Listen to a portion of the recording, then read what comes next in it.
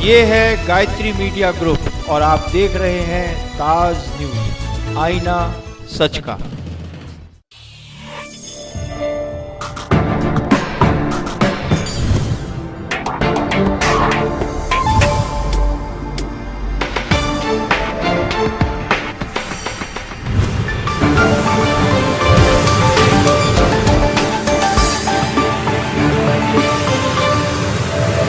नमस्कार, ताज न्यूज के इस बुलेटिन में आप सभी का स्वागत है। मैं हूं आशिया खान। खबरों में सबसे पहले देखेंगे अब तक की हेडलाइन।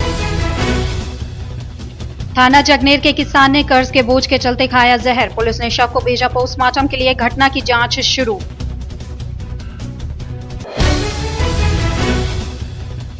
कर्नाटक एक्सप्रेस में सेना के जवानों ने की यात्रियों के साथ मारपीट, एसपी जीआरपी ने सेना के अधिकारियों को बताई जवानों की अभद्रता। मलपुरा की धनौली में 4 साल की मासूम की नाले में गिरकर हुई मौत, क्षेत्रीय लोगों ने ठहराया प्रशासन की लापरवाही को जिम्मेदार। और दक्षिणांचल विद्युत विभाग शुरू करेगा प्रीपेड मीटर सेवा, विभाग के साथ साथ उपभोक्ताओं को भी मिलेगी राहत। और अब खबरें विस्तार से। थाना जगनेर क्षेत्र के मोहल्ला बाग निवासी महेश ने कर्ज के बोझ के कारण विषाक्त पदार्थ खाकर अपनी जीवन लीला समाप्त कर ली। सूचना पर पहुंची पुलिस ने शव को कब्जे में लेकर पोस्टमार्टम गृह भेज आगे की कार्यवाही शुरू कर दी है। जहां एक तरफ केंद्र व राज्य सरकारें किसानों के लिए कई योजनाओं की घोषणा करती हैं, वहीं पूरे प्रदेश के अंदर परेशान किसान आत्महत्या करने को मजबूर होते हैं। ताजा मामला आगरा के थाना जगनेर क्षेत्र मोहल्ला बाग का है, जहाँ महेश खेती करके अपना और अपने परिवार का पालन पोषण करता था। बीते दिनों हुई बेमौसम बरसात और ओलावृष्टि से महेश की फसल पूरी तरह तबाह हो गई थी।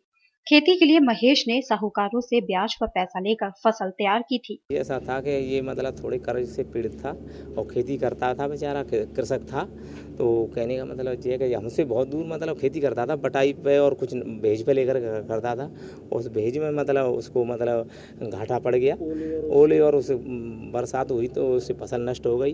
तो इसकी फसल नष्ट होने से तमाम लोग उसके ऊपर कर्जा था, तो थोड़े लोग मतलब अपने पैसे को मांगने लगे। तो मांगने से इनका दिमाग चिड़चिड़ा हो गया और चिड़चिड़ा होकर के इन्होंने अपना आवेश खो करके ऐसा मतलब कोई अनहोनी घटना कुछ विषाला पदार्थ खा करके और इसने अपनी जान को गंवा दिया। हमने दिखाया उसको, लेकिन बाद में इसकी इलाज के दौरान इसकी मृत्यु हो गई। घटना गुरुवार की है। थाना जगनेर निवासी महेश ने आर्थिक तंगी और कर्ज के बोझ के कारण विषाक्त पदार्थ खा लिया। जब महेश की हालत बिगड़ी तो परिजन उसे आगरा के प्राइवेट हॉस्पिटल में उपचार के लिए लेकर आ गए, जहां शुक्रवार देर रात इलाज के दौरान किसान ने दम तोड़ दिया। वहीं किसान की मौत की सूचना क्षेत्रीय पुलिस को दी गई। मौके पर पहुंची पुलिस ने शव को कब्जे में लेकर पोस्टमार्टम गृह भिजवा दिया और आगे की कार्यवाही शुरू कर दी। गर्मियों का मौसम शुरू होते ही दिन में तापमान के चढ़ते ही यमुना नदी के आसपास क्षेत्रों में रहने वाले युवकों का यमुना में नहाने जाना अब दुर्घटना में इजाफा कर रहा है। शुक्रवार को भी एतमादौला क्षेत्र में एक बड़ा हादसा उस वक्त हो गया जब 2 युवक यमुना में नहाते समय डूबने लगे, जिनमें से एक को वहां से गुजर रहे चारवाहा ने बचा लिया, लेकिन दूसरा युवक तेज बहाव के कारण बहता चला गया। दरअसल एतमादौला इलाके के नराइज के रहने वाला 10 वर्षीय योगेश अपने दोस्त के साथ यमुना में नहाने गया था। दोनों ही नहाते समय गहरे पानी में गए, जिससे वहां एक चरवाहे की नजर इन डूबते युवकों पर पड़ी। चरवाहे ने एक मासूम को निकाल लिया, लेकिन योगेश का पता नहीं चला। काफी तलाश के बाद योगेश का शव निकाला जा सका, जिसे देखकर योगेश के परिजनों में कोहराम मच गया। गर्मियों का मौसम शुरू होते ही यमुना में ऐसी घटनाओं में तेजी आ रही है, जिसको देखते हुए प्रशासन को जल्द ही जरूरी कदम उठाने चाहिए, वरना ऐसी ही कई और घरों के चिराग बुझते रहेंगे। जिले की कई तहसीलों में लगातार फर्जी तरीके से रजिस्ट्री कराने के मामले सामने आ रहे हैं, जिसको लेकर शासन भी गंभीर है। शुक्रवार को भी जिला मुख्यालय स्थित वरिष्ठ पुलिस अधीक्षक कार्यालय पर शिकायत लेकर पहुंची डौकी क्षेत्र की एक महिला का आरोप है कि आरोपी ने किसी और को पीड़िता बनाकर तहसील फतेहाबाद में ले जाकर बेनामा करा लिया और पीड़िता की 5 बीघा जमीन पर कब्जा कर लिया और अब धमकी दे रहा है। जिले में हो रही रजिस्ट्री में फर्जीवाड़े की शिकायतें तो अब आम हो चुकी हैं। आए दिन ऐसी कई शिकायतें अधिकारियों के पास पहुंच रही हैं, पर चाहकर भी कोई अधिकारी इस पर अंकुश लगाने की दिशा में कोई ठोस कदम नहीं उठा पा रहा।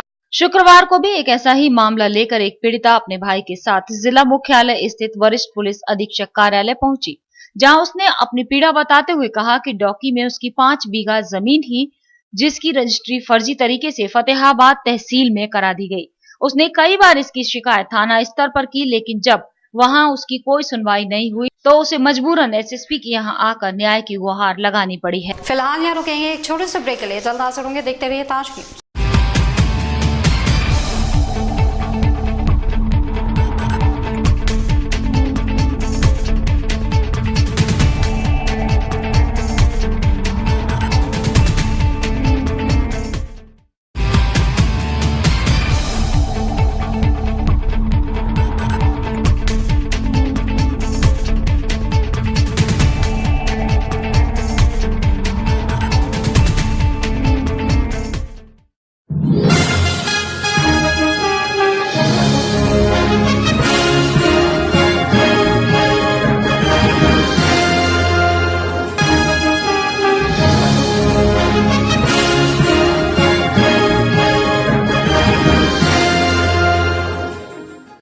कृपया ध्यान दें। नौकरी ढूंढोगे तो उम्र गुजर जाएगी। कुछ हुनर सीख लो, अपने पैरों पे खड़े हो जाओ तो जिंदगी संवर जाएगी। मोबाइल फोन, कंप्यूटर, लैपटॉप का कोर्स कराने वाले वैसे तो कई संस्थान हैं, लेकिन हजारों छात्रों के विश्वास का प्रतीक ई-टेक एकेडमी छात्रों के बीच अपनी अलग ही पहचान बना चुका है। इंजीनियर तो सभी बनाते हैं, लेकिन आप बनिए एडवांस इंजीनियर ई-टेक के साथ। जी हाँ, भारी छूट का प्रलोभन या झूठे वादों का आश्वासन अपनाओगे तो जिंदगी भर पछताओगे, क्योंकि सफलता तभी मिलती है जब फैसला सही हो। इसलिए अपने पैसे और समय को बचाइए और ई-टेक को अपनाइए, क्योंकि सिर्फ ई-टेक देता है 100% सफलता की गारंटी। ई-टेक द्वारा पहली बार mobile phone, laptop, computer course के साथ plasma, LED TV, inverter, UPS, DCA, DTP, English speaking इत्यादि जैसे रोजगार परक कोर्सेज भी कराए जा रहे हैं।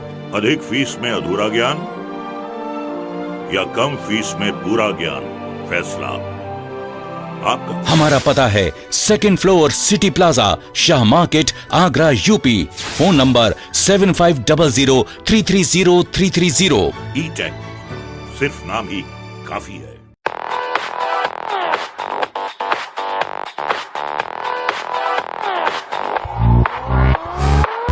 Shri Balaji jewellers, gold, silver और डायमंड ज्वेलरी मिलने का विश्वसनीय स्थान। हमारे यहाँ आपको gold, hallmark certificate gold jewellery नए कलेक्शन के साथ उपलब्ध मिलेगी। संपर्क करें Shri Balaji jewellers, Fortune tower near Kargil petrol pump, Agra. Phone number 9719333563 और 9759333992। श्री बालाजी ज्वेलरी, दुल्हन की jewellery, AD jewellery, artificial bangles, chain व सभी प्रकार के सेट्स यहाँ पर उपलब्ध है। तो तुरंत संपर्क करें 21 सुपर बाजार, कारगिल पेट्रोल पंप के पीछे, आगरा। फोन नंबर 9358464218 और 8865911110। नंदिनी ग्रुप का एक और कदम, नंदिनी स्टेट। अब कागारौल में एक ऐसी कॉलोनी जहां आप पा सकते हैं पक्की सड़क, स्वच्छ जल, बिजली की सुनिश्चित आपूर्ति, हरे भरे पार्क, भव्य मंदिर, कॉमर्शियल प्लॉट और दुकान, वो भी बहुत कम कीमत में। ये सब सुविधा कागारौल में गेट बंद कॉलोनी यानी नंदिनी स्टेट में। अब गांव को शहर बनाना है, हमारा सपना आपका घर हो अपना। नंदिनी स्टेट।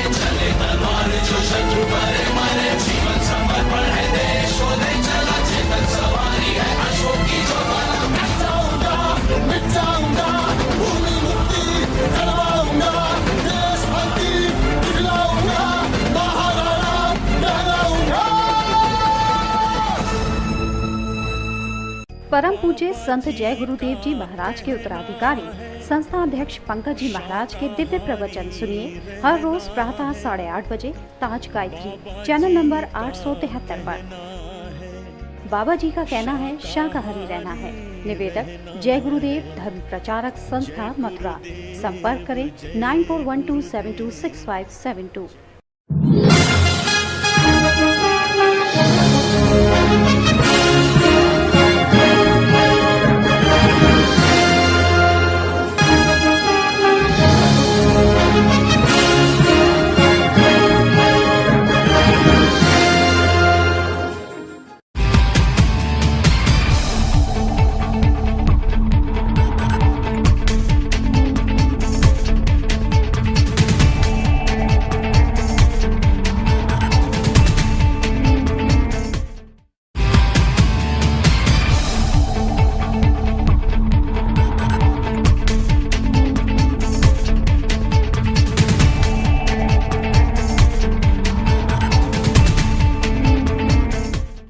ब्रेक के बाद स्वागत है। देखते हैं अगली खबर। DVVNL अपने उपभोक्ताओं की बिजली बिल से जुड़ी तमाम समस्याओं के समाधान के लिए बिजली के प्रीपेड मीटर लगाने जा रही है। इस व्यवस्था के शुरू होने से बिजली चोरी की समस्या भी समाप्त हो सकेगी। DVVNL प्रीपेड मीटर लगाने की तैयारी पहले अलीगढ़ में कर रहा है और अब वहां सब कुछ ठीक रहा तो आगरा को भी इस सेवा का लाभ जल्द मिलेगा। आने वाले दिनों में DVVNL अपने विद्युत उपभोक्ताओं के लिए बिजली और बिजली के बिलों से संबंधित समस्याओं में राहत देने जा रहा है। DVVNL ने अपने विभाग में बिजली के मीटरों को प्रीपेड करने की तैयारी कर ली है, जिससे चालू होने के बाद बिजली उपभोक्ताओं को बिजली के बढ़े हुए बिल जैसी समस्या का सामना नहीं करना पड़ेगा। साथ ही सरकारी बिजली विभाग को अपने विभाग की बिजली चोरी को रोकने में भी राहत मिलेगी। हालांकि इस सेवा को पहले अलीगढ़ में शुरू करने की तैयारी की जा रही है। इसके बाद इसे आगरा में लागू किया जाएगा। प्रीपेड मीटर जो है बिजली चोरी रोकना ही उसका उद्देश्य नहीं है। प्रीपेड मीटर का उद्देश्य ये है कि उपभोक्ता को हर महीने लाइन में लग करके बिल नहीं जमा करना, अपने आवश्यकता के अनुसार रिचार्ज करा लेना। जैसे कि मोबाइल फ़ोन रिचार्ज कराते हैं, महीने में 2 बार भी करा सकता है, 3 बार भी करा सकता है, 4 महीने में 1 बार भी करा सकता है। तो प्रीपेड मीटर का मेन अंश ये है कि जो बिल बनता था, बिल आएगा, फिर आदमी जाके जमा करेगा, जमा करने के बाद में रसीद लेगा, एक लंबी प्रक्रिया को छोटा करना है। सरकारी बिजली विभाग पिछले कई सालों से राजस्व के लक्ष्य को प्राप्त करने में असमर्थ रहा है और घाटे के चलते नुकसान भी उठाना पड़ रहा है, जिसके समाधान के लिए दक्षिणांचल ने बिजली चोरी और अपने उपभोक्ताओं को बेहतर सुविधा देने के लिए प्रीपेड बिजली मीटर लगाने का रास्ता निकाला है। इसके शुरू होने से कोई भी उपभोक्ता बिजली का बिल नहीं रोक पाएगा और वो उतनी ही बिजली का प्रयोग कर पाएगा जितने का वो रिचार्ज करके भुगतान करेगा। वहीं उपभोक्ताओं को भी बिजली बिल भरने, बिजली के बढ़े हुए बिल जैसी समस्याओं का सामना नहीं करना पड़ेगा। DVVNL इस सेवा के लिए अलीगढ़ में प्रयोग कर रहा है, जिसमें सफलता मिलने के बाद ताजनगरी में इसे शुरू कर दिया जाएगा। यूपी रोडवेज ने अपने विभाग की बसों में यात्रा करने वाले यात्रियों के लिए स्मार्ट कार्ड की सेवा शुरू की है, जिसमें कोई भी यात्री अपना रजिस्ट्रेशन कराकर स्मार्ट कार्ड प्राप्त कर सकता है। साथ ही अपने हिसाब से रिचार्ज कराकर यात्रा का लाभ ले सकता है। यूपी रोडवेज में इस सेवा को देने वाली फिलहाल 2 बैंक हैं, जिसके साथ यूपी रोडवेज ने करार किया है। यूपी रोडवेज ने अपने यात्रियों को यात्रा का टिकट लेने और पैसे के लेन देन या छुट्टे पैसों की समस्या से निजात दिलाने के लिए अपने विभाग की बसों में स्मार्ट कार्ड सेवा शुरू कर दी है। इस सेवा में पहले ICICI बैंक ने आगे आकर सहयोग किया था, जिसमें अब स्टेट बैंक ने भी अपना समर्थन दिया है। इस सेवा के सहयोग से कोई भी यात्री किसी भी बस अड्डे पर रजिस्ट्रेशन कराकर कार्ड प्राप्त कर सकता है, उसे मोबाइल की तरह रिचार्ज करा सकता है और यात्रा के समय उसका प्रयोग भी कर सकता है। इस सेवा के लिए जारी किए गए कार्ड का प्रयोग शॉपिंग के लिए भी किया जा सकता है, जिसे अपने बजट के अनुसार रिचार्ज कराया जा सकेगा। ये इसका सिंपल सा प्रोसेस है। ये कार्ड ICICI बैंक से जारी होते हैं और वर्तमान में ये करीब मेरे ख्याल 6 महीने से अधिक हो गए हैं, तब से प्रारंभ हो चुके हैं और अभी हाल ही में सेम SBI से भी जारी हुए हैं। ये स्कीम अभी फ़िलहाल में जो है लखनऊ वगैरह में चल रही है। आगरा में अभी SBI के जारी नहीं हुए, शीघ्र ही जारी होने लगेंगे। यूपी रोडवेज के ARM राजेश कुमार से मिली जानकारी के मुताबिक इस कार्ड का प्रयोग यात्रा के दौरान सिर्फ यूपी रोडवेज की बसों में ही किया जा सकेगा। अन्य रोडवेज की बसों में इसका कोई प्रयोग नहीं हो सकेगा। इस कार्ड में कम से कम 100 रुपए और ज्यादा से ज्यादा यात्री अपने बजट के अनुसार रिचार्ज करवा पाएंगे। इस सेवा से यात्रियों को यात्रा के दौरान पैसों के चोरी होने जैसी समस्या का सामना भी नहीं करना पड़ेगा। विलुप्ति की कगार पर खड़ी यमुना माँ आज अपने बच्चों से उसके जीवन के लिए प्रार्थना कर रही है। ना जाने कितने ही नाले आकर मिल रहे हैं इस नदी में, जिससे यमुना में आज पानी की जगह सिल्ट ने ले ली है। यमुना आज अपने बच्चों को पुकार रही है। देखिए हमारी ये खास रिपोर्ट। आज अगर पूरा शहर पानी के लिए तरस रहा है तो इसके जिम्मेदार कहीं ना कहीं हम और आप ही हैं। साथ ही इसके जिम्मेदार हैं प्रशासन के लोग। अगर देखा जाए तो शहर भर के छोटे बड़े कुल मिलाकर 22 नाले यमुना में जाकर मिलते हैं, जिससे यमुना में दिन पर दिन सिल्ट बढ़ती जा रही है और पानी का स्तर कम होता जा रहा है। इसका सीधा असर जनजीवन पर पड़ता है और शहर भर में पानी के लिए त्राही त्राही मच जाती है। बीते सालों में यमुना का स्वरूप लगातार बदलता चला गया। किनारों से लगकर बहने वाली यमुना माँ आज पतली सी धार में सिमट कर रह गई। नदी सूखती जा रही है और नदी में सिल्ट के मैदान बन गए हैं। सिल्ट का स्तर लगातार बढ़ता जा रहा है। आलम यह है कि यमुना का स्वरूप आज किसी स्विमिंग पूल की सतह की तरह हो गया है, जिसमें पानी तो है पर वो पानी जमीन में नहीं जा सकता, जिससे तमाम जल स्रोत बंद हो गए हैं।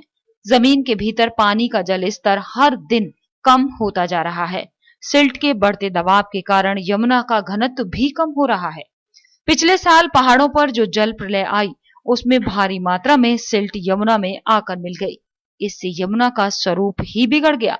इसके बावजूद नदी में डिसलिंग और ड्रेजनिंग नहीं कराई गई। इसके चलते नतीजा ये हुआ कि यमुना साल भर में 8 महीने सूखी पड़ी रहती है। यमुना की जल क्षमता कम हो गई, यमुना का घनत्व कम हो गया, जिसका खामियाजा आज पूरा शहर भुगत रहा है। शासन और प्रशासन ने न जाने कितने करोड़ रुपए यमुना की साफ सफाई के नाम पर ठिकाने लगा दिए, लेकिन यमुना का आंचल आज भी सिल्ट से भरा हुआ है। जरूरत है आज जागने की, हमारे धर्म और आस्था से जुड़ी इस यमुना माँ को बचाने की। ये नदी जिसे हम माँ कहते हैं, इतिहास के पन्नों में कहीं खो न जाए। इसलिए शहरवासियों की तरफ से और ताज न्यूज के माध्यम से हमारी प्रशासन से अपील है कि आगे आकर इस नदी की, जो कि आज विलुप्ति की कगार पर खड़ी है, इसे बचाए। इस नदी की साफ सफाई कराए ताकि एक बार फिर शहरियों को जो पानी की एक एक बूंद के लिए आज तरस रहे हैं, इस नदी की निर्मल धारा से अपनी प्यास बुझाने का मौका फिर से मिले। ताज न्यूज के इस बुलेटिन में फिलहाल इतना ही। अगले बुलेटिन में फिर मुलाकात होगी। दीजिए इजाजत। नमस्कार।